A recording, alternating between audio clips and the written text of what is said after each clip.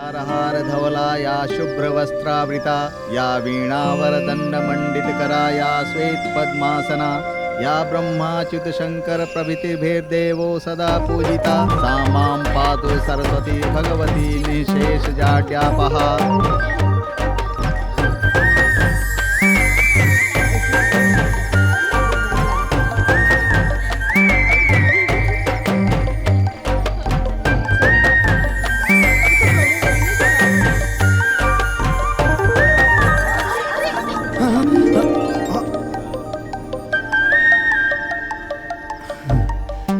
अच्छा अच्छा।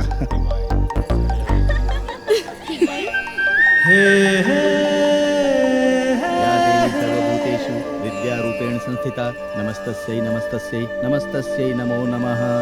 या देवी सर्वभूतेषु बुद्धिरूपेण संस्थिता नमस्तस्यै नमस्तस्यै नमस्तस्यै नमो नमः। समर्पित करी समर्पित। या देवी सर्वभूतेषु विद्यारूपेण चढ़ाइए। नमस्तस्यै नमस्तस्यै नमस्तस्यै नमो नमः। हाँ प्रणाम करी। ओम या देवी सर्वभूतेषु बुद्धिरूपेण संस्थिता नमस्तस्यै नमस्तस्यै नमस्तस्यै नमो नमः।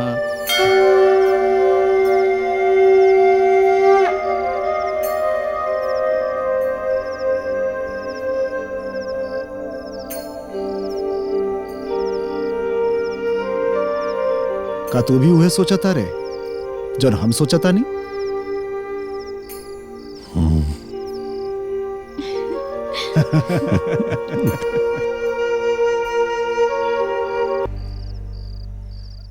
बोलो सरस्वती माता की जय। जय है जय। अरे बेटा जयकारा हो गई, अब प्रणाम कर माता के। यजमान पूजा तो संपन्न हो गई, अब प्रसाद वितरण करी। जी लाइन पंडित दी। जी, जी। ले ली जाइए आप भी ली। लाई। प्रसाद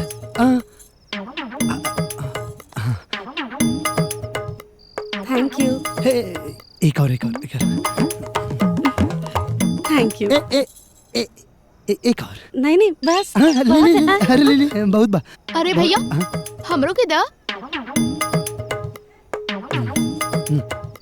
एक और ले ना। ए भैया एगो और दा ना। कितना खाइबे? मोटा के भैंस हो गेल बड़े। हाँ एक राखी खतरा नहीं। हाँ आई पुष्पा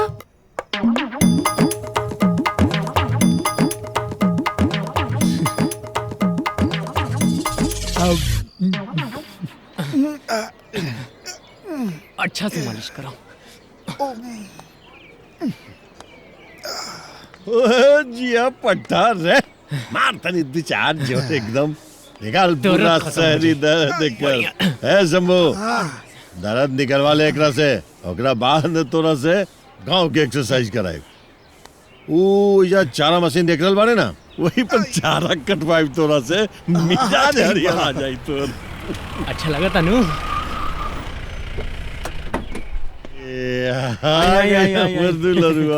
खुश रही प्रणाम। ए मनु जरा सामान उतार ले आओ तो। अरे गोड़ लगा तो नहीं पाऊंगा। खुश रह। ए शंभू ये हमार प्यारा प्यारा साले साहब, ये हमार सरहज इनके बेटी। खुश रह। गोड़ लगा तनी पाउना। अरे का पाप चढ़ावेलु सरहज जी। अरे तेरा गोर छुए के ना, तारा तो गले लगे के चाहिए। वाह पाउना रवा भी ना। ना अरे रही दे भौना हो गई। मम्मी आ गई। कभी कभी न सरव तारा किस्मत से मेरा बड़ा जलन हवे। का किस्मत पोले बाड़े तू। अरे शंभू का कहावत है रे, प्रणाम। कौन गाना हमने कहावत नहीं का? अरे हाँ, हम चुनेगा दाना तिनका, कहाँ बोला तनी? आई कौआ मोती खाएगा। अरे चुप करी रहुआ, बुढ़ापे में जवानी छटकल पाए हमरे भुजा मिलल बा रहुआ के। तो इसे मिली तो केकर न बंडोली। आवा नहीं तो चला अंदर, इनकर तो पदे बा मजाक करे के। हैं? चला अंदर। सुधर जाई पाउना। अरे खुश रह, आवा, खुश रह। बाकी सब ठीक बनू। वो गाड़ी वाला के भाड़ा देवे के रहे, हमरे पास वो छुट्टा नहीं खे, हुई तो दे दी। नहीं खे हाँ ना, अरे हम दे देता नहीं। अरे कहता हुआ बाबू। अरे चुप रहे। हम देता नहीं, तेरा क्या मालूम? अरे 2 साल से ये करी है नौटंकी बा। ये 2000 रुपया के नोट लेके घुमाता, छुट्टा मांगाता। वे दे दी। सुधरवा ना तू। हाँ कितना भाई लो? घर के रंगाई पुताई कुल हो गइल बा, कुल तैयारी हो गइल बा। और दुल्हन देखा तो मामी आइल बाड़ी हो। पूरा तैयारी के साथ आए अरे मामी, अरे खुश प्रणाम। ठीक बाड़ू ना? हाँ? भाभी नमस्ते।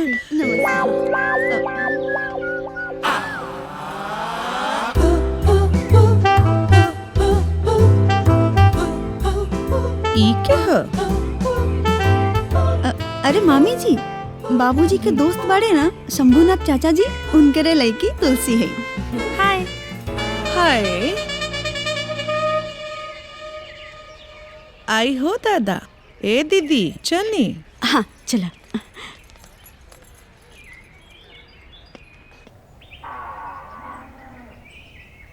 देखा तुलसी, ये गाँव है, एक बार देखबू जनबू तो एक दिन दिल में बस जाए। कितना सुंदर गाँव है हमनी के।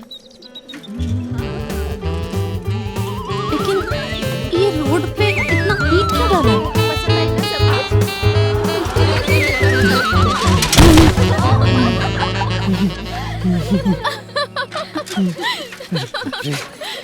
ये अंधा है क्या? 22, 25। बड़ा जोश में लगा था पहलवान। पहलवानी करे के बा। हाँ हाँ हाँ, बहुत बढ़िया सोचले बड़ा। तोहनी लोग के देहवो बा एकदम पहलवानी ला है। 33, 34। तोहनी के जौन लाल लंगोट के प्रदर्शनी लगवले बड़ा जना, ओकर दर्शक लोग भी आ गेल बा। हाँ, होने देखा लेकिन के झुंड आ रहल बा। हाँ, हाँ, अरे फिसल गेल पहलवान। अरे रुको पहलवान। चल सवाल बा। अरे भाई, बाल बाल आज बच गई नहीं जा। न तो आज हमने की इज्जत लुटा गई। एकदम ठीक खाता रही तू। हाँ। आराम से, अरे आराम से देख के। का पटावता रे भैया? अरे अब जकरा के पटावता नहीं, उ पटे तब नु। हैं? का कहनी भैया? अरे हम पूछता नहीं कथी के खेत पटावता रे? ऊख के खेत पटावता नहीं। पटाओ पटाओ भैया। हाँ, ऊख? ऊख, शुगर केन, वो जिससे भेली और चीनी निकलता है। भेली। अब जैगरी और शुगर। हाँ, ऊख का खेत, गन्ना। ये कब ले जाई हम लोग यार? तनी हेने आवा। ऊख के खेत के इस्तेमाल हम बताओ तनी। भेजा वो सब चलेला खेत में।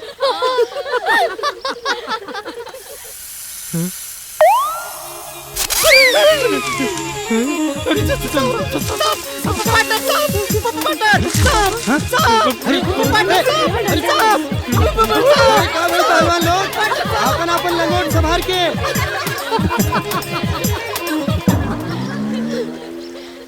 आज थोड़ा मिर्चा कम डरिया लोग। अरे भाई हमार दोस्त शंभूनाथ अब गाँव के निके रह गई, शहरी हो गई बा। तू तो बड़का देहाती बड़ा, हम तो शहरी हैं ना। बानी एकदम ठेठ देहाती बानी।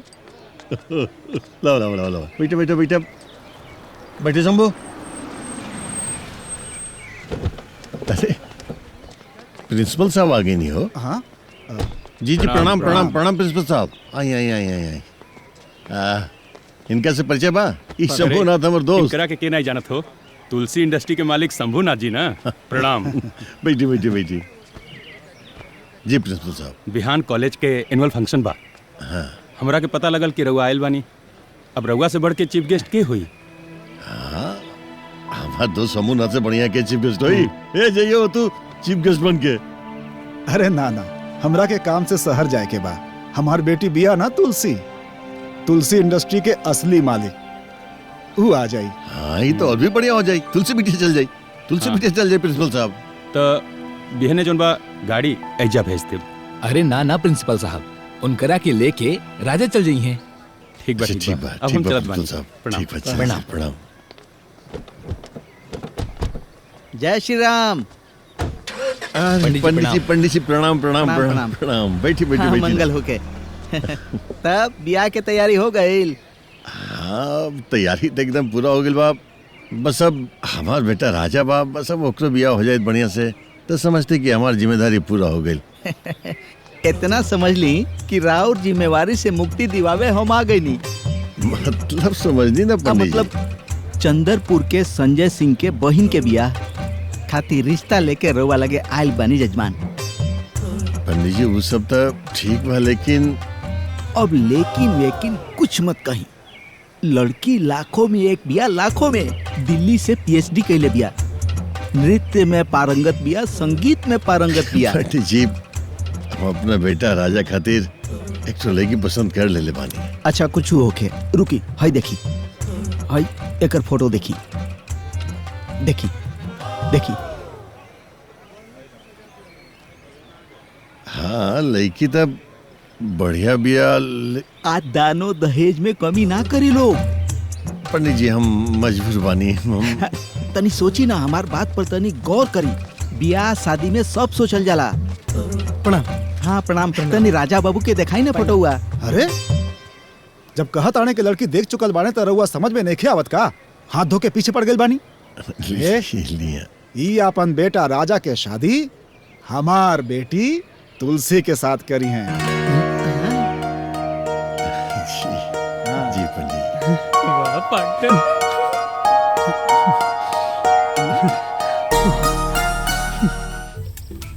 ई कॉलेजवा में कौन काम बा हो? स्टेज पर पढ़ाई लिखाई के महत्व के बारे में कुछ बोलना होगा। अरे कुछ ना, वो भाषण वासन देवे के होई और का? भाषण देवे के बा तो अब तो राजा के स्टेज पे जाए के चाहिए, काहे कि राजा से बढ़िया केहू बोल सकता का। हाँ और का? पार्टनर तारा के पता बना उस संतोषवा की बहन के शादी में पूरा स्टेज हिला देले रहले तू। हाँ अरे वो बाहुबली वाला ड्रामा ना देखले रहला? हाँ ना। हम कैसा डायलॉग बोले रहनी? हाँ देवसेना जो औरतों का सम्मान नहीं करता उसकी उंगलियां नहीं काटते हैं उसका गला गला गला गला। वैसे कुछ कहा हमरा लेखा बोले वाला लड़का पूरा जिला जवार में पैदा कहाँ भइल बा।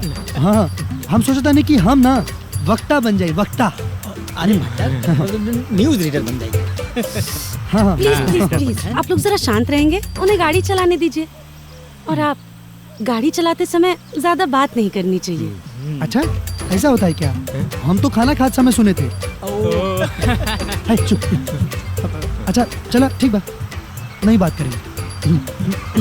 आज हमारे वार्षिक उत्सव के कार्यक्रम में हमारी आज की मुख्य अतिथि तुलसी इंडस्ट्री की मालकिन सुश्री तुलसी जी हमारे बीच में पधार चुकी हैं। जोरदार तालियों से इनका स्वागत कीजिए। और मैं हमारे गुरु ब्रिजमोहन दास जी से मैं आग्रह करता हूं कि तुलसी जी को पुष्प गुच्छ देकर उनका स्वागत करें। जोरदार तालियों से स्वागत कीजिए। अब हम समय को जाया न करते हुए आज की मुख्य अतिथि सुश्री तुलसी जी से निवेदन करेंगे कि वो बच्चों को अपने शब्दों से अभिषिंचित करें। प्लीज तुलसी जी।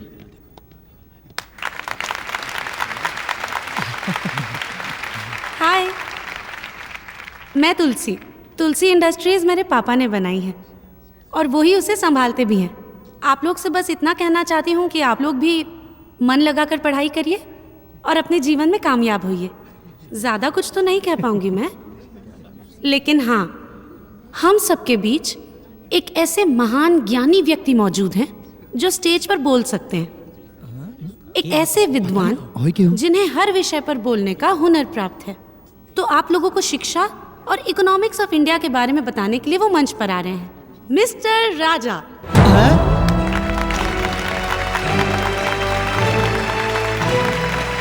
हम आइए राजा जी, आइए प्लीज।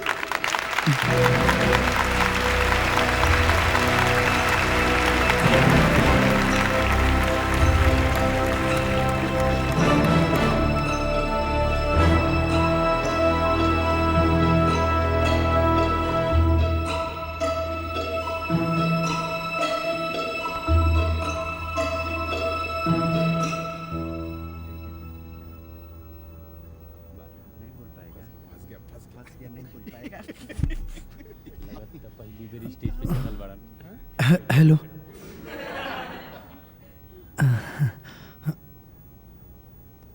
नमस्कार। देखिए, आप सब यहाँ पढ़े लिखे लोग हैं। अब मैं क्या बोलूँ? हमने आप सब जैसे ऑफिसर, डॉक्टर या इंजीनियर की पढ़ाई तो नहीं की। हम ठहरे गांव के एक छोटे से किसान जो मिट्टी और गोबर में ही अपनी जिंदगी बिताता है। लेकिन एक बात कहें, हमें अपने काम पे गर्व है। भले ही हम बड़ी बड़ी इमारतें नहीं बनाते, भले ही हम लोगों का इलाज नहीं कर पाते, पर वो काम करते हैं जिससे लोगों का सुबह शाम पेट भरता है। आप सब बात करते हैं देश की तरक्की और उन्नति की। हम समझते हैं कि ये रास्ता किसानों की तरक्की से ही होके गुजरेगा। आप जैसे स्कूल के बच्चों को गणित और विज्ञान सिखाते हैं, ठीक उसी तरह बच्चों को कक्षा 1 से ही खेती का भी ज्ञान देना चाहिए। जहां तक बात है इकोनॉमिक्स की, तो मैं ज्यादा तो नहीं जानता हूं, पर इतना जरूर जानता हूं, हम किसान 3-4 महीने की मेहनत से जो मकई उगाते हैं उसे 20 से 25 रुपए किलो के आसपास बाजार में बेच देते हैं। लेकिन जब वही मकई बड़े बड़े सिनेमा हॉल्स और मॉल्स में बिकती है तो उसकी कीमत 1000 रुपए किलो से भी ज्यादा हो जाती है। मैं ज्यादा ज्ञानी नहीं हूं, आप सब ज्ञानी हैं। आप सब दिमाग लगाइए और कुछ ऐसी व्यवस्था बनाइए कि जो पैसा सिनेमा हॉल को मिलता है उसका कुछ भाग किसान तक भी पहुंच जाए। और मैं ज्यादा क्या कह सकता हूं, मैं तो मामूली सा किसान ही हूं ना।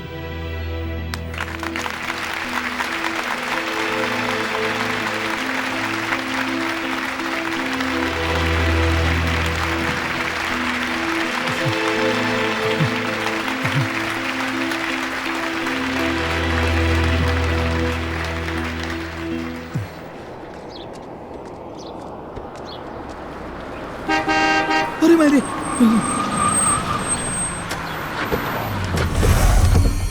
पंडित जी प्रणाम। महाराज, रउआ तो हमार प्राण निकाल ले। ओहो बाबा, रउआ हमार तारन हार न है।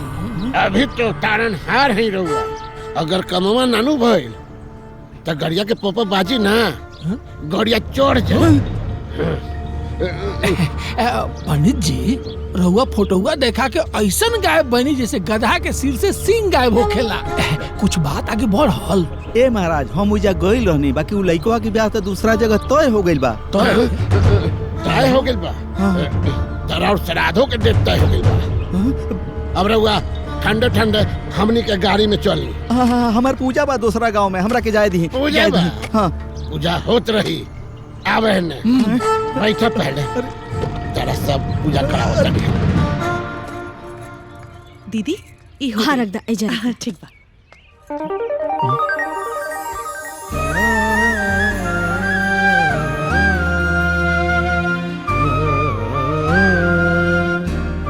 अरे मामी, हाँ मामा नहीं खलोकत। तहर मामा जी गइल होके पान पट्टी के चक्कर में।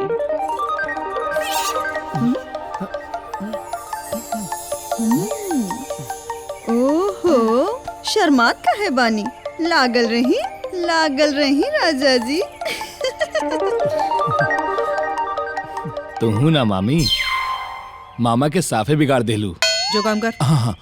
अरे अनीता, चंदन देख लू हो कहूँ? ना दीदी, हम तो ना देखनी। हाँ उमे ना बाहो। ए मनोज, काम आई चंदन ले आइला कि ना ले आइला हो? चंदन माँ, अरे रानी। हाँ कहूँ नहीं खिलो कर। चंदन देख लू है का? चंदन तो नहीं के देख ले, लिस्ट देखी ना रहुआ। अरे माई, चंदन तो लिखे लेने के। तू लोग से ना कोनो काम ढंग से ना होला। अब हम का करी? काका असोन देखा, ई भाग गई। राजा। हाँ माई। ए बेटा, तनी जाके बाजार से चंदन ले ले आवा। हाँ ठीक बा माई। ला बेटा, दे दा ओकरा। मुझे भी मार्केट जाना है। हाँ तो राजा बाजारे जाता, तू संगे चल जा। ए बेटा, इनकरो के ले ले जा। हाँ हाँ हाँ हाँ हाँ। अच्छा चलिए, 1 मिनट, मैं बस अपना मोबाइल लेके आती हूँ।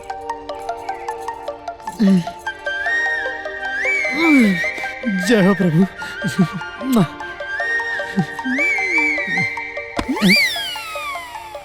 का बात बा, मन में लड्डू फूटल? हाँ हाँ। फूटी ना भाभी, भैया के दोनों हाथ में मोतीचूर के लड्डू जेबा। ढेर बोल रहे, मानो पीछे पड़ दोगे। जा घूमा घूमा। भाभी तू, हम कहाँ कुछ कहा था नहीं। चले? हाँ हाँ हाँ, चले। हाँ, आराम से। गांव घूम अरे के मामा मजा आई ले। मेरे से बिटिया in sari again. You said you like it, no? गांव ले की जा, संस्कृति, गांव के कपड़े, so I'm wearing Yes, it. love it. अच्छा पापा, मैं मार्केट जाके आ रही हूँ। ओके, कैरी ऑन। बाय। बाय। अरे अब चलिए अंदर भाई। राजा, फोन पकड़ो ना प्लीज। हाँ।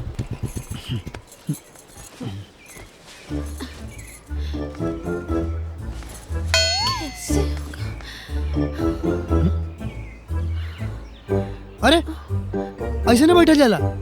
हाँ मतलब अरे बाइक पे ऐसे नहीं बैठते हैं नो, उसको छोड़िए, गोल घूम जाइए। मतलब एक तरफ होके बैठते हैं ना, एक तरफ होके साइड। हाँ हाँ I knew that. हाँ हाँ ओके ओके चले चलते हैं। हमको तो चंदन लेना है, आपको क्या लेना है? अरे रुको रुको, कहाँ? यहाँ। मेडिकल से सामान लेना है। अच्छा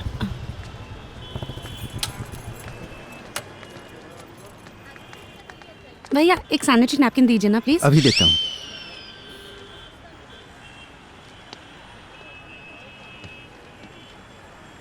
कितना हुआ भैया? 80 रुपीज मैम। यूपीआई का ऑप्शन है जी आपके है। पास? हम दे दे रहे हैं ना, हम दे दे रहे हैं। ठीक है।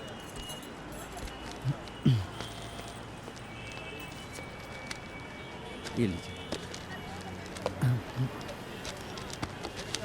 अरे रैप क्यों कर रहे हैं? ऐसे ही दीजिए। ऐसे देने में हमें शर्म लगती है मैम।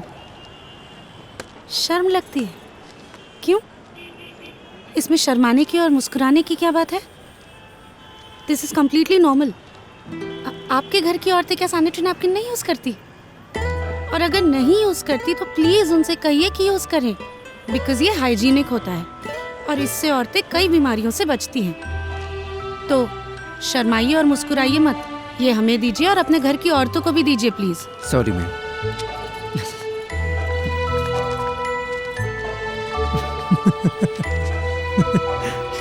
आपको हंसी आ रही है? ना ना हमको कहाँ हंसी आ रही। अब बैठे बैठे बैठे चले।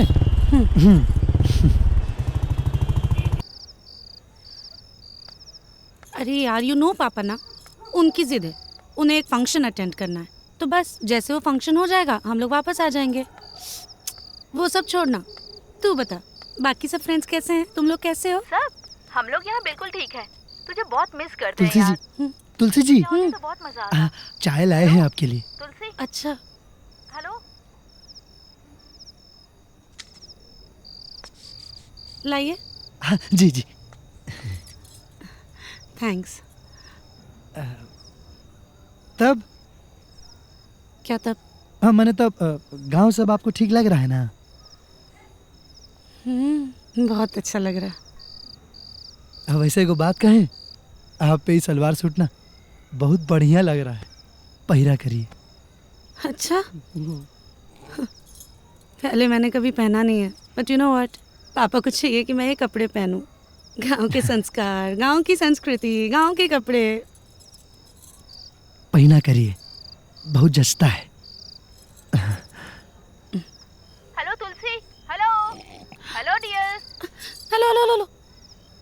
नो I am so sorry, actually वो मैं I got busy somewhere. No but I am listening to you right now. हाँ बोलो ना। हाँ मैं कह रही थी यार, तू जल्दी हाँ। यहाँ आ जा। तू वहाँ घूमने चली गई, तू आएगी ना? नहीं नहीं ऐसा कुछ नहीं है यार। तो हम सब मिलके यहाँ प्लान करेंगे, साथ में जितना चलेंगे जल्दी कहीं। यहाँ से सब खत्म होगा, even I want to come home soon यार।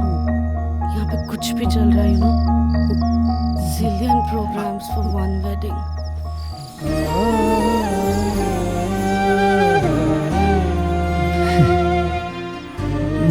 थोड़ा सा। हाँ सो टेल मी। ठीक है आप बात करके आ जाइए, हम नीचे चलते हैं।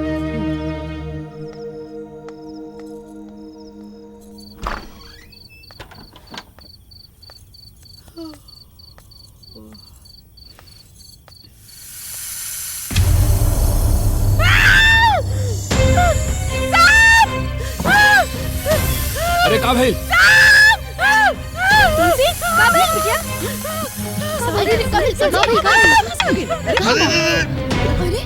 काय मारा तेरा सांप के? अरे बाबूजी काट ली क्या हो के?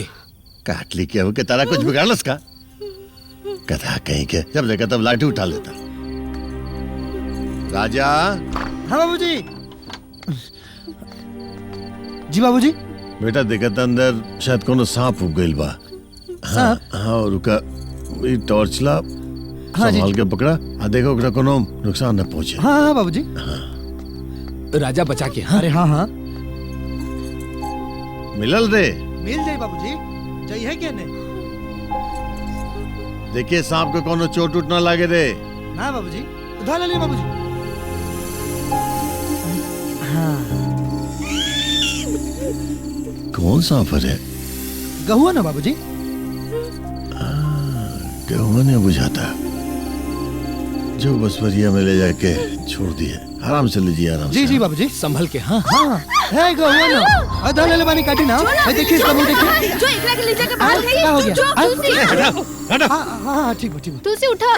तुलसी अरे कुछ ना रे सांप देख के डरा गेल हुई। अरे ले जा तू लोग जा करके पानी वानी पिलावा। चलो ले आओ जल्दी। ध्यान से लेके जाइए। ठीक है। अरे इतना बड़ा सांप तू का इतना डरा रल बड़े? अरे गांव घर में तो सांप गुजर निकलवे करेला।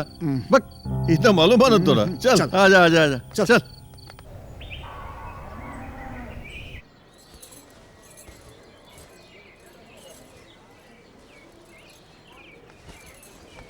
तुलसी। हाँ क्या सुन रहा हूँ? तुम जाने की तैयारी कर रही हो? हाँ पापा इट्स इनफ नाउ। अब चलिए घर चलते हैं। पर क्यों? क्यों? आप अभी भी क्यों पूछ रहे हैं? कल इतना सब होने के बाद भी पापा ये कोई जगह है रहने लायक? सांप और बिच्छू के बीच? पापा दिस इज जंगल और यहाँ के लोग जंगली हैं। ओके घर चलो। अरे बहू तने जूता ले आवा। तुलसी अब यहाँ रहने की आदत बना लो तुम। क्यों? क्यों डालूं आदत यहाँ रहने की? क्योंकि मैंने सोच लिया है कि तुम्हारी शादी मैं राजा से ही कराऊंगा। क्या? क्या कहा आपने? अरे वही जो तुमने सुना। तुलसी राजा से बेहतर लड़का तुम्हारे लिए और कोई हो ही नहीं सकता। पापा पागल हो गए क्या? आप क्या बात कर रहे हैं? मुझे पता है और मैंने तुमसे ज्यादा जिंदगी देखी है। पापा आप मेरे साथ मजाक कर रहे हो ना? सच बताओ। मैं मजाक नहीं कर रहा हूँ तुलसी। तब फिर गारंटी है आप पक्का पागल हो चुके हैं पापा। Tulsi I am serious. How can you be serious पापा? हाँ tell me how can you be serious about this? आप सोच भी कैसे सकते हैं कि मैं उस राजा से शादी करूंगी? हाँ मैं यहाँ रहूंगी इस घर में। पापा जहाँ पे मैं चैन से सांस भी नहीं ले पा रही हूँ, आप चाहते हो कि मैं अपनी पूरी जिंदगी यहाँ बिता दूं? और आप बोल रहे हैं कि आप पागल नहीं हुए? Seriously dad? तुलसी जो लड़का तुम्हारी हंसी खुशी के लिए सब कुछ कर सकता है उसका प्यार तुम्हें दिखाई नहीं देता। आप क्या चाहते हो पापा? क्या चाहते हो आप? कि मैं यहाँ इस गांव में रह के उसकी गुलामी करूं यहाँ की बाकी औरतों की तरह? Is that what you want? इसीलिए आप एक गवार को मेरे माथे मरना चाह रहे हो? यही चाहते हो पापा? धीरे बोलो नहीं तो मेरा दोस्त सुन लेगा। अरे सुनता है तो सुने, आई डोंट केयर। मेरी पूरी जिंदगी बर्बाद हो रही है, आपको सुनने की पड़ी हुई है। इनफैक्ट अब मुझे रियलाइज हो रहा है आपने और आपके दोस्त ने मुंबई में ही मुझे गांव लेके आने की प्लानिंग कर ली थी ना? शंभू क्या हो गए? अरे कुछ ना दोस्त कुछ ना। नहीं बस ऐसे ही। क्या कुछ ना? हाँ ये कह रहे हैं कि मेरी शादी राजा से कराना चाहते हैं। मेरा और राजा का कोई मेल मिलाप है? और आप अंकल आपने कैसे सोच लिया कि मैं आपके घर की बहू बनूंगी? आप क्या चाहते हैं? आपकी बहू बनके मैं आपकी बड़ी बहू की तरह इस घर में नौकरानी बन के रहूं? आप कहीं से भी आए आवाज दे बहू और मैं दौड़ते हुए आ जाऊं। जी बाबूजी, is that what you all want? बस तुलसी। बस क्यों बस? एक तो आप एक अनपढ़ गवार गोबर को मेरे पल्ले बांधना चाहते हैं और उसके बाद गुस्सा भी आप ही करेंगे। और आप सपने देखना अच्छी बात है, बहुत अच्छी बात है, लेकिन अपनी औकात और अपने हैसियत के हिसाब से सपने देखने चाहिए। तुलसी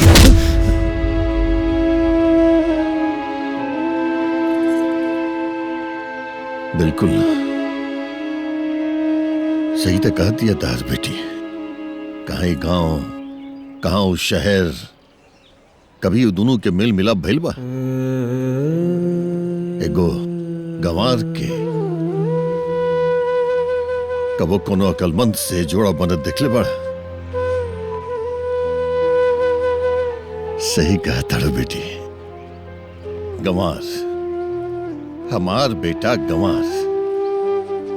तका करी ये हमार गंवार बेटा हमार नाज बा। ये गंवार बेटा हमार अभिमान बा। ये गंवार बेटा के वजह से पूरा जिला जवार में हमर नाम बनल बा। सब कहेला राजा के बाप।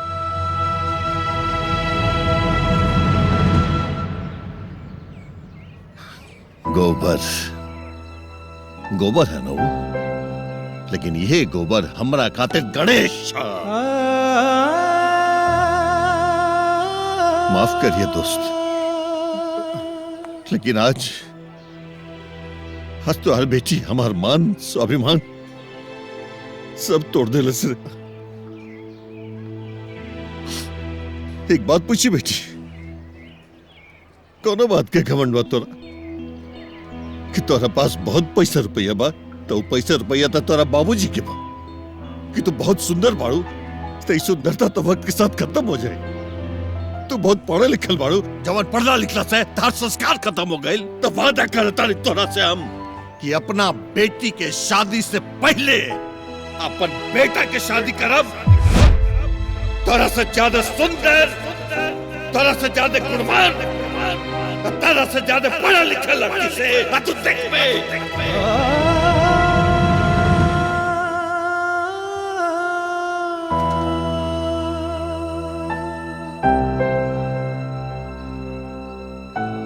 क्या बोला था रे? बच्चे भी यार है। नारायण बाबूजी, नारायण बाबूजी, बाबूजी,